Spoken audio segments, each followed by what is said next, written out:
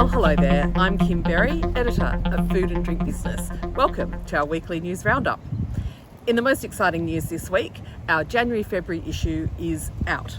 Head to the website for the digital version, and if you're a subscriber, your print edition should be with you any day now.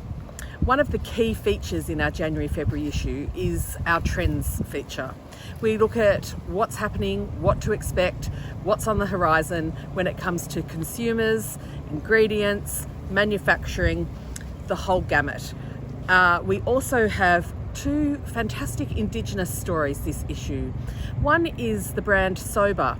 It's run by a couple up on the Gold Coast, and it is a non-alcoholic beer.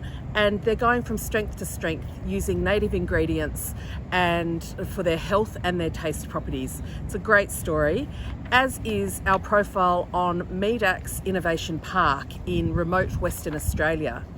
This is a really interesting story where they have set up a horticultural enterprise.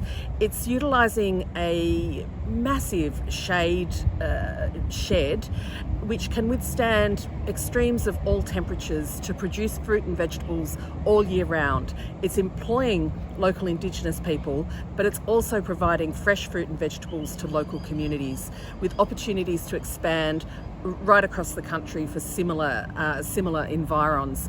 It's also another really great, inspiring story that's happening in our space that moves beyond the large facilities that we see in other regional areas and, of course, in the major cities.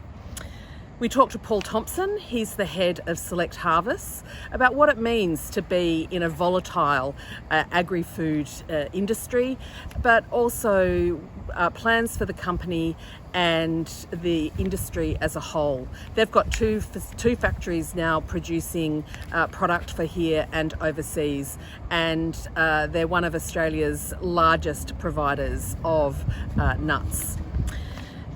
Jeremy Oliver is from the China Wine Hub, and he talks about what now following China's wine tariffs. There's so much more in the mag, so please head to the website to have a look at the digital issue. And it's obviously, I might be a little bit biased, but it's a great read. At the end of last week, Freedom Foods groups came back, blaring onto our radar. The company had been looking for a second investor for about $100 million to recapitalise the business. Aravest, which is the investment vehicle for the Perrick family, who are the major shareholders, had already committed up to $100 million themselves. They've now stepped up and said, okay, we're going to fork up the $200 million. But please, any other investors are more than welcome to come along. All the details about that statement last week are also up on the website.